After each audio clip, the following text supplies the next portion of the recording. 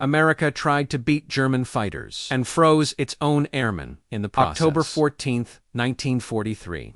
Dawn broke slowly over the English countryside, pale and cold. Engines roared to life across dozens of airfields as ground crews pulled away chocks and signaled pilots forward. One by one, heavy bombers rolled down frost-lined runways, lifting into a sky that would soon turn 291 deadly. B-17 Flying Fortresses climbed into the thin autumn air. Nearly 3,000 American airmen were aboard. Their destination, Schweinfurt, Germany. Their mission: destroy the ball-bearing factories that kept the German war machine alive. They had been here before, and it had been a 2 months earlier. The 8th Air Force had attempted the same strike. 46 bombers never returned. Hundreds of men were killed, wounded, or captured. Survivors described waves of German fighters forming up in the distance, like cars waiting at a toll booth, calmly lining up for their turn to attack. The sky over Schweinfurt had not been a battle. It had been an execution now. Despite that bloodbath, they were going back. The planners in Washington believed the target justified the cost. Ball bearings were small, almost invisible components, but they were inside everything: tanks, aircraft engines, submarine propulsion systems, artillery. Without ball bearings, German production would grind to a halt. Destroy and you cripple Hitler's war machine. That was the theory. The men climbing into their aircraft that morning understood something else. They understood the cost. They had walked past empty bunks. After the first mission, they had attended memorial services for friends who had been laughing over breakfast and were dead before sunset. They knew what waited for them above Germany, and they climbed aboard anyway. The climb into death. As the bombers formed up over England, they began their slow ascent to combat altitude. 15,000 feet, 20,000, 25,000. The higher they climbed, the more the world changed. At 25,000 feet, the outside temperature fell to nearly minus 50 degrees Fahrenheit. Inside the B-17, it was only marginally better. The aircraft had no pressurization, no true heating system. Its thin aluminum skin conducted cold directly into the crew compartment. The fuselage behaved less like a fortress and more like the inside wall of a freezer. Frost formed on interior windows. Breath froze on oxygen masks. Metal surfaces became so cold that touching them with bare skin meant instant frostbite. Every crewman wore multiple layers: wool undergarments, heavy flight suits, leather jackets, electrically heated coveralls. They plugged their suits into the aircraft's electrical system and prayed the current would flow. Because if it didn't, the cold would take them the positions of suffering. The B-17 carried 10 men each, had a job. Each had a place, and each place came with its own kind of suffering. The pilot and co-pilot sat in the cockpit, somewhat shielded though, still fighting freezing wind that seeped through seams and panels. The bombardier and navigator occupied the nose, surrounded by plexiglass that offered stunning visibility and almost no insulation. The flight engineer manned the top turret, just behind the cockpit. The radio operator sat mid-fuselage, but it was who endured something closer to Arctic torture. The waist gunners stood at open windows on either side of the aircraft. No glass, no shield. Just a rectangular opening in the fuselage, and a .50 caliber machine gun pointed into a 200-mile-per-hour slipstream of polar air to fire effectively. They had to lean into it. At those speeds and temperatures, wind chill pushed effective exposure beyond a human body was meant to endure. Even with electrically heated suits, frostbite could begin in less than a minute. But they had no choice. German fighters preferred beam attacks, sweeping in from the sides, where the bombers' defensive arcs overlapped imperfectly. The waist gunners were the shield, and the shield froze. First, the ball turret, a frozen coffin beneath the aircraft, hung the most feared position of all. The ball turret. Manufactured by the Sperry Corporation, it was a mechanical marvel, a rotating glass and metal sphere armed with twin .50 caliber guns. It was also barely 4 feet wide. The gunner curled inside in a fetal position, knees drawn to chest. There was no space for a parachute. No room for extra clothing. Only the smallest men were assigned to it. Cold radiated from every surface. Plexiglass offered no insulation. Aluminum transmitted the freezing air directly into... If the heating suit failed, the gunner had nowhere to escape. To exit the turret had to rotate to a specific position, and that required electrical power. If battle damage cut the power, if the turret jammed, the gunner was trapped. Some heating suits failed mid-mission. Wires broke inside the fabric. Circuits died without warning. One moment warmth flowed, the next moment it vanished. And in that tiny sphere, beneath a bomber flying over enemy territory, warmth was the difference between life and permanent injury. Most ball turret gunners stayed at their posts, even after their suits failed. German fighters often attacked from below. If the turret went silent, the aircraft became vulnerable, so they endured. They tracked enemy aircraft. They fired. They watched the sky beneath them as numbness crept through their hands, then their arms, then their legs. By the time the bomber landed, they sometimes could not move. Flight surgeons occasionally had to cut frozen gloves from hands that would not flex. Flesh underneath was white and rigid. Some men lost fingers, some lost entire hands. All had done their duty Black Thursday. By the time the Schweinfurt formation reached German airspace, the Luftwaffe was waiting. Fighters climbed to meet them. Messerschmitts and Focke-Wulfs tore into the bomber boxes. With ruthless precision, anti-aircraft guns erupted below. Flak burst in black clouds around aluminum wings. Bombers exploded, others staggered. Shins on fire. By the end of the day, 60 bombers were shot down. More than 100 others were damaged, many beyond repair. Over 600 American airmen were wounded or captured. The mission would become known as Black Thursday, one of the darkest days in American military aviation history, but something else was happening. Something less visible, less dramatic, yet just as devastating. The cold was claiming victims. In the 14 months ending December 1943, 1,634 men would be removed from flying duty because of cold injuries sustained during missions. During that same period, 1,207 were removed because of wounds from enemy action. The temperature at altitude was grounding. More airmen than the Luftwaffe. The enemy was not just German fighters. It was physics, the fatal assumption. The crisis began years earlier. When Boeing engineers designed the B-17 in the mid-1930s, they believed altitude would be salvation. Fly higher than enemy fighters. Bomb from beyond the effective range of anti-aircraft guns, survive through elevation. On paper, it made sense. At 30,000 feet, flak accuracy decreased.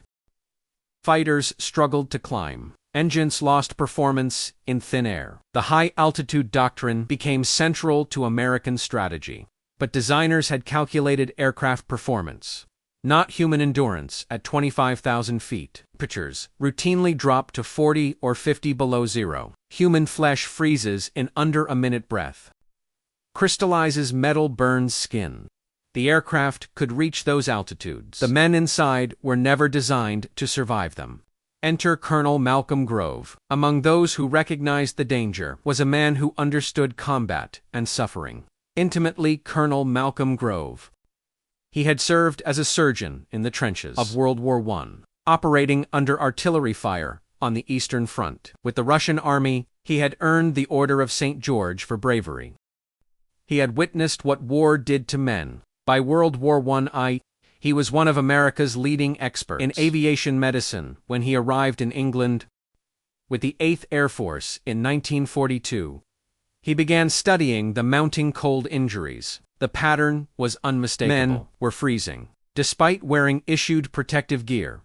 The heating suits were supposed to protect them. They weren't, and the numbers were climbing. The suit that was supposed to save them. When the first frostbite casualties began, returning from missions over occupied Europe, commanders assumed it was an isolated problem. A few men caught unprepared. A few procedural mistakes. A few cases of poor discipline. That assumption did not survive the winter of 1942. As bombing missions intensified and altitudes increased, frostbite cases multiplied. Waist gunners returned with blackened fingers. Tail gunners could not feel their feet after landing. All turret operators emerged from their spheres, shaking uncontrollably, unable to flex their hands. These men had not been shot. They had not been hit by flak. They had not even been wounded. In the conventional sense, they had simply been cold. And the cold had won. Colonel Malcolm Grow began reviewing casualty reports with growing concern. Unlike many senior officers, Grow understood that frostbite was not a minor inconvenience. It was not a superficial injury. It was tissue death. Once fingers lost circulation long enough, they did not recover, nerves did not regenerate. Amputations followed, careers ended. The 8th Air Force was losing trained combat airmen to the temperature at altitude faster than it could replace them. The numbers were undeniable. By late 1943, frostbite had removed more men from flight status than German bullets and anti-aircraft shells. The cold had become a strategic threat. And at the center of the crisis was a piece of equipment everyone believed was the solution. The electrically heated flight suit, the Blue Bunny, the standard heated suit in 1943, was the F-1. Manufactured by General Electric, it was introduced before the war as the answer to high-altitude flight. It looked simple enough, a light blue, one-piece wool coverall, with heating wires sewn throughout the fabric. Air crews gave it a nickname. The Blue Bunny, when plugged into the bomber's 24-volt electrical system, current flowed through resistance wires, stitched across the chest arms, legs and back, in theory. It functioned like an electric blanket. Warmth generated from within. No bulky Arctic layers, no loss of dexterity. It seemed perfect for combat. On the ground in testing environments, it performed exactly as designed. In the American Southwest, where many evaluations occurred, the suits worked flawlessly. Test subjects moved carefully.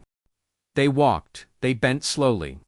They followed controlled procedures. The suits stayed warm. The specifications were approved. Procurement contracts were signed. Thousands were produced. And then the suits went to war. A design flaw no one saw. The fatal weakness of the F-1 was invisible. Its heating wires were connected in series. Electric current flowed through one wire, then the next and the next. A continuous loop, if every connection remained intact, flowed evenly through the entire garment. But if a single wire broke, the entire system died instantly.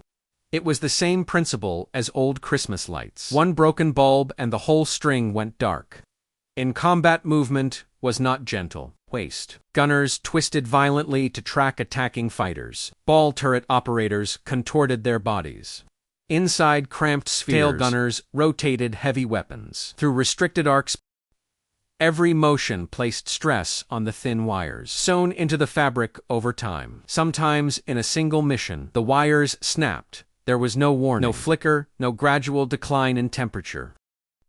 1 second the suit was warm. The next second, it was dead. At 25,000 feet, over enemy territory, with nowhere to go. When warmth vanished, imagine the moment. A waist gunner leans into the freezing slipstream, tracking a fighter approaching from starboard. The engines roar. The sky is filled with black flak bursts. He feels warm enough.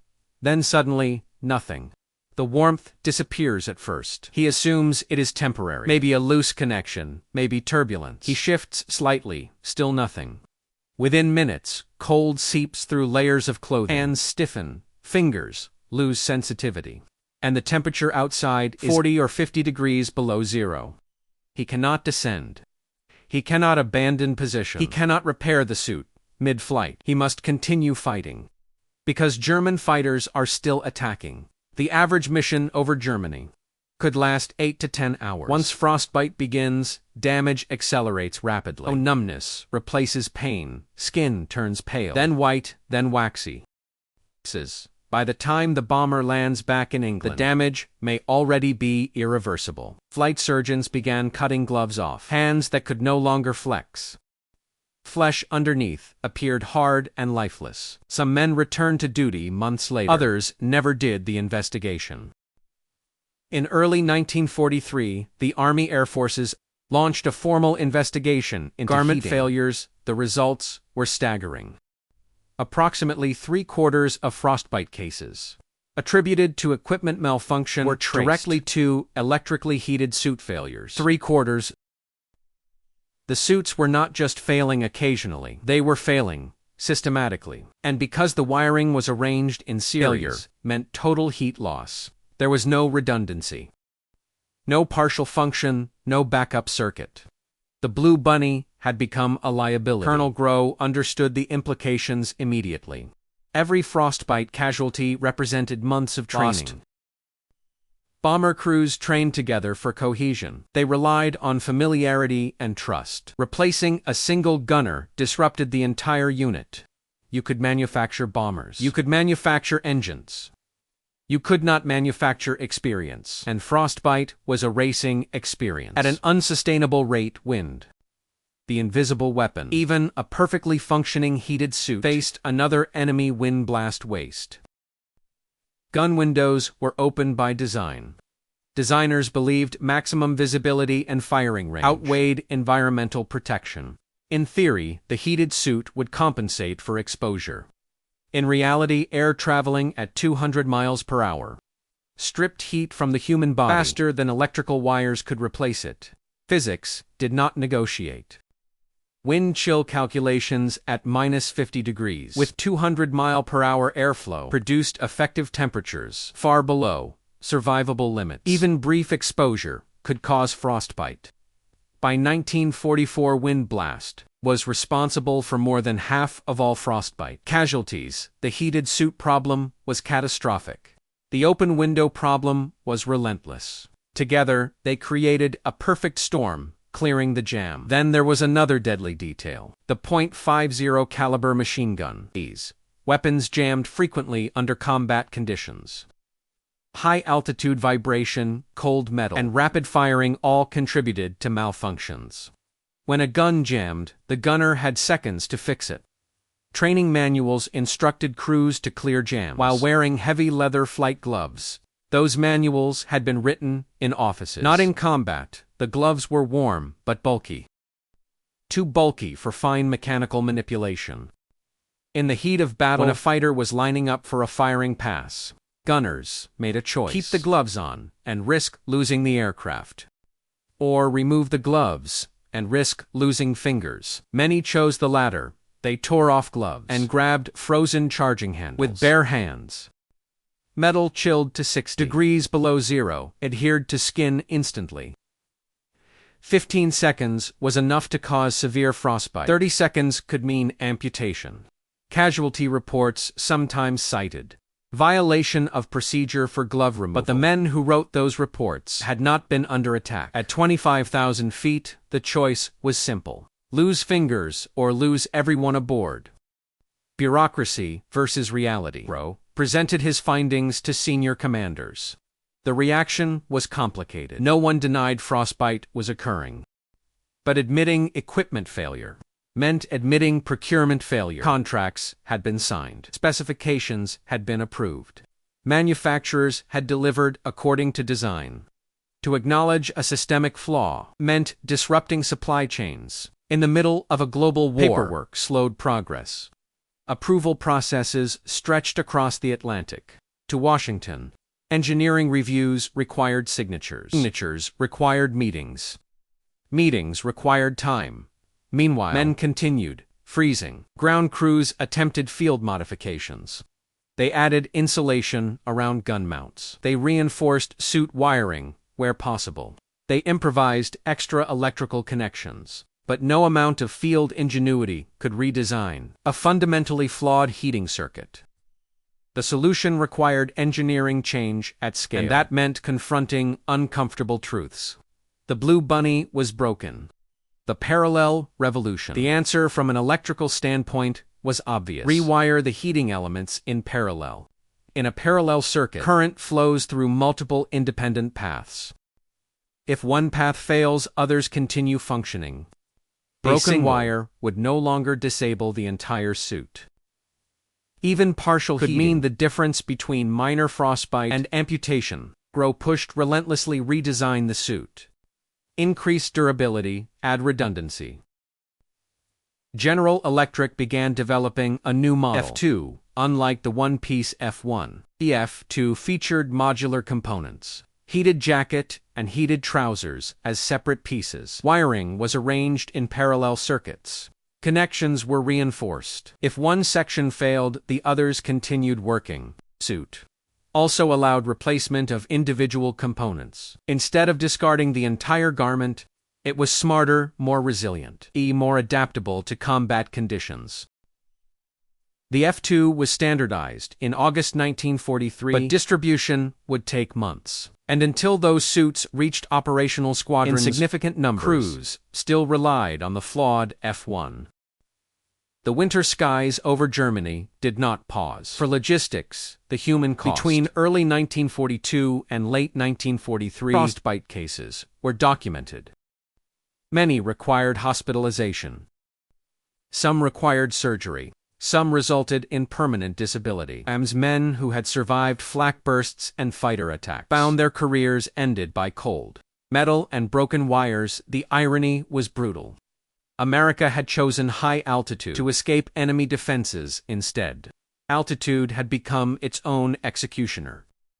The strategy to outfly German fighters had exposed crews to an environment no bomber had been fully engineered to endure.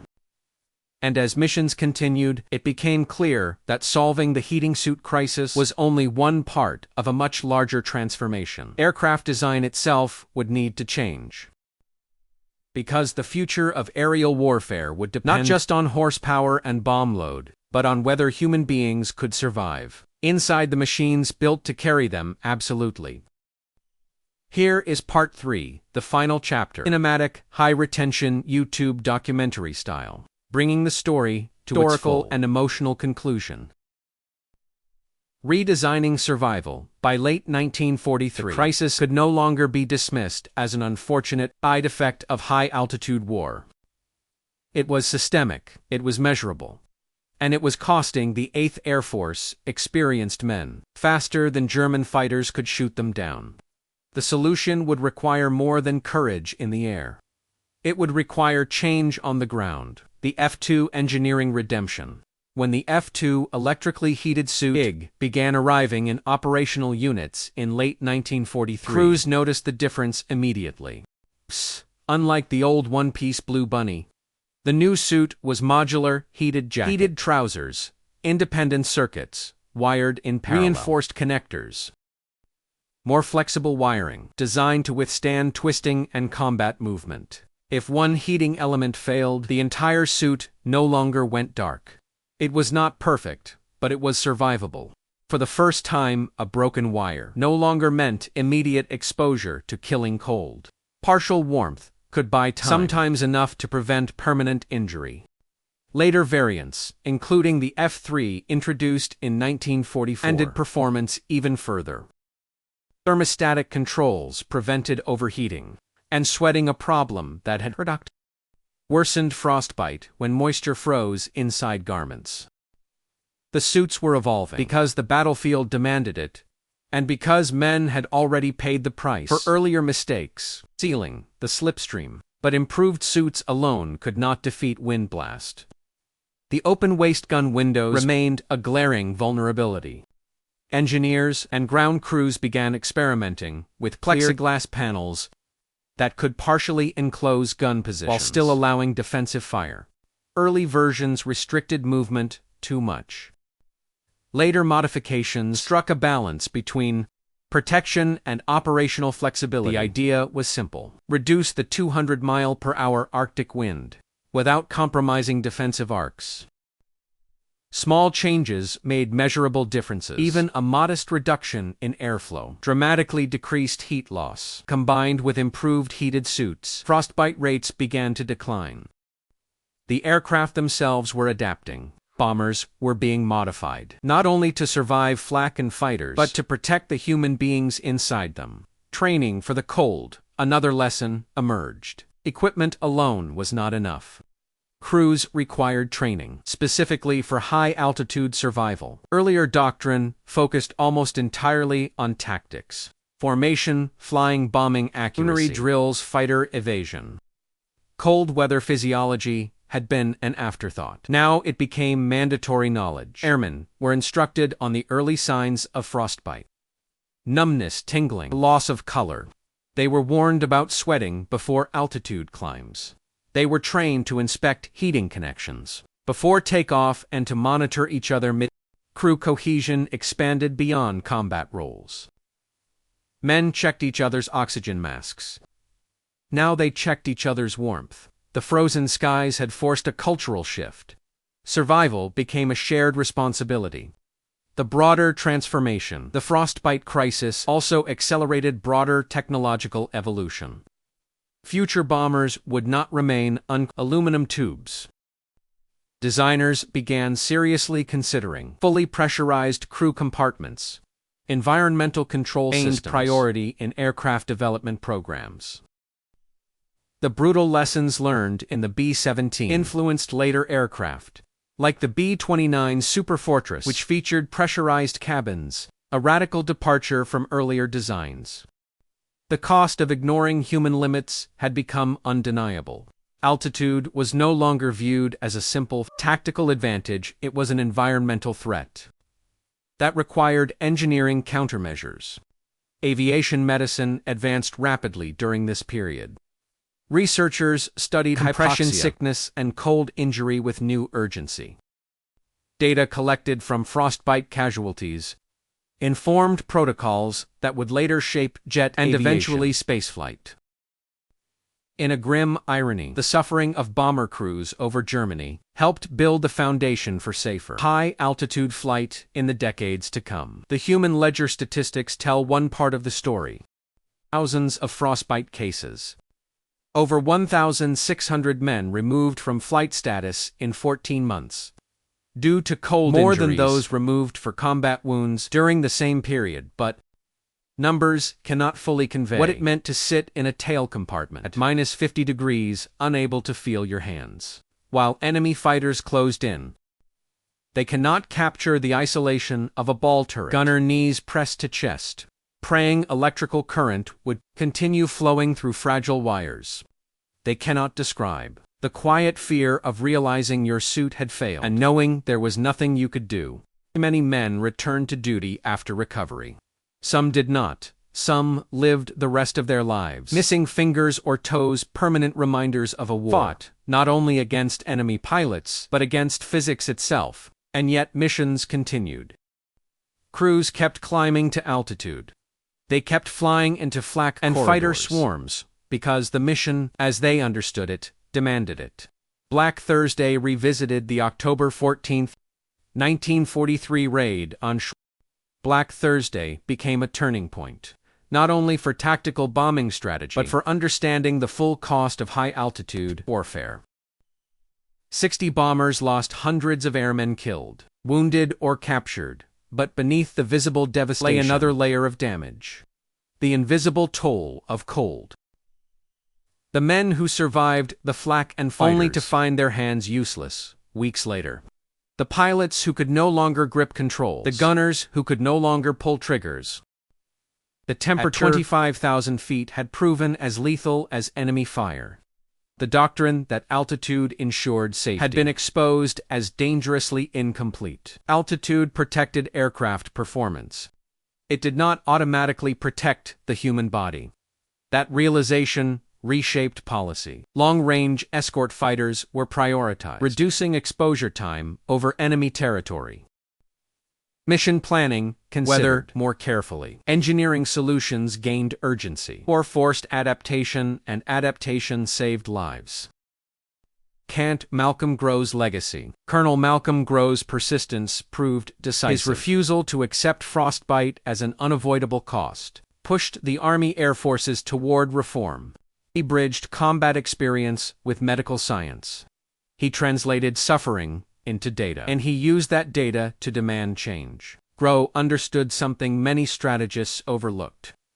Machines could be redesigned, procedures could be rewritten, but men were irreplaceable.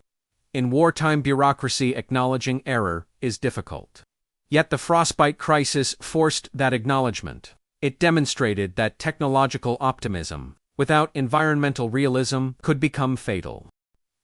And it showed that even in the middle of global war, institutions could adapt. If someone was willing to challenge assumptions, the frozen gamble, America had attempted to beat German fighters by flying higher than they could easily reach. In doing so, it entered an environment few had fully understood.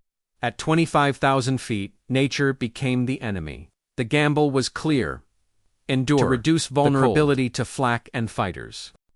But the cost of that gamble was measured in frost, bitten hands, and amputated fingers. The skies over Germany were not merely battlefields. They were laboratories of survival. And the men inside those bombers were the unwilling test subjects. The enduring lesson by 1944 and 1945. Improvements in equipment, training, and aircraft design had reduced frostbite casualties significantly. Not eliminated, but reduced. The worst of the crisis passed, yet its lessons endured. Modern military aviation incorporates environmental control systems as fundamental design elements. Pressurization, heating, and climate regulation are not afterthoughts. They are standard, because history proved what happens when they are not. The story of the frozen bomber crews is often overshadowed by tales of aerial combat dogfights, flak bursts, daring missions deep into enemy territory. But survival itself was a battle against wind speed, against broken wires, against the simple physics of altitude. It is a story not of dramatic explosions, but of slow creeping numbness, not of visible wounds, but of invisible injuries. And it is a reminder that war tests not only courage, but engineering. Final reflection: on October 14, 1943, nearly 3,000 men climbed into B-17s, knowing the odds were grim. They expected to face the Luftwaffe. They expected anti-aircraft fire.